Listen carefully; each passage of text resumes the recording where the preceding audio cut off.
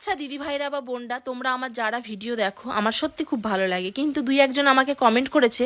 আগের দিন আমি চিংড়ি মাছের টকের একটা রেসিপি করেছিলাম বলে আমাকে দু একজন কমেন্ট করেছে আমি নাকি সাঁওতালি, তার জন্য আমি চিংড়ি মাছের টক করেছি আর এইভাবে আমরা খাই।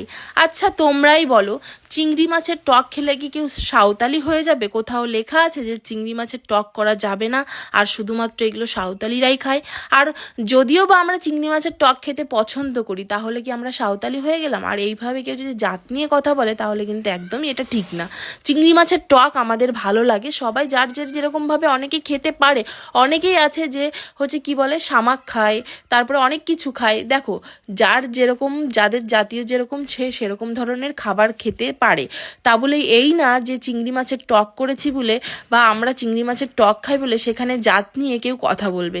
আর সত্যি কি জানো, চিংড়ি মাছটা এত সুন্দর প্রিয় একটা খাবার যেটা সব ধরনেরই রান্না করা খাওয়া যায়। তো যাই হোক, আমরা চিংড়ি মাছের টক খেতে বেশি পছন্দ করি, তাই আমরা চিংড়ি মাছের টক বেশিরভাগ করে খাই। তো সেইখানে আমাকে দুই একজন দিদিভাই আছে কমেন্ট করেছে, দেখো তো চিংড়ি মাছের টক খায় সাঁওতালি, এরকম ধরনের কমেন্ট করেছে।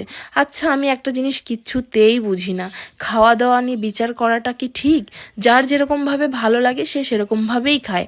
আর আমি একটা তোমাদেরকে কথা বলি, যে এই কমেন্টটা করেছো সে হয়তো জানি কোনোদিনও খাওনি বলে এই ধরনের কমেন্ট করেছো। এই যে আমি যে রান্নাটা করলাম, এরকম করে রান্নাটা করে একবার খেয়ে দেখো, একবার অন্তত খেয়ে দেখো। হ্যাঁ, শুকনো লঙ্কা দিয়ে ভালো করে গরম ভাতে এই চিংড়ি মাছের টকটা দিয়ে একটুখানি পারলে একটা দিনের জন্য খেয়ে দেখো, মনে হবে যে বারবার রান্না করে খাই। ঠিক আছে, এখন জানি না কার কীরকম রুচিবোধ, কিন্তু সত্যি বলতে কি জানো তো, আমাদের ভালো লাগে। আর এরকমভাবে চিংড়ি মাছের টক খেতে কে কে কারা পছন্দ করো দিদিভাই বা বোনরা, যারাই আমার ভিডিও দেখো না কেন প্লিজ আমাকে কমেন্ট করে জানিও। দেখো, আমাদের যেটা ভালো লাগে আমি সেটাই কিন্তু তোমাদেরকে শেয়ার করি। তো যাই হোক, আমি আগের দিন যে চিংড়ি মাছের টক দিয়ে আমি রেসিপিটা করেছিলাম সেটা কিন্তু দারুণ হয়েছিল। আর তাই আজকেও বরের বায়না ছিল যে চিংড়ি মাছ দিয়ে টক করে দিতেই হবে। আর সত্যি কি জানো তো, মানে এই যে গরমকালে চিংড়ি মাছের টক বা টক মানে তেঁতুল দিয়ে যে কোনো একটা রেসিপি হলে কিন্তু খাওয়া দাওয়াটা খুব সুন্দর হয়। আর এই সাইজের চিংড়ি কিন্তু বিশেষ করে বেশি ভালো হয় টক খেতে। তো দয়া করে যে যেরকমটা খাও না কেন, সবার মন্তব্য কিন্তু এক না। তো এইভাবে কমেন্ট করো না প্লিজ। তো যাই হোক, খুব খারাপ লাগলো।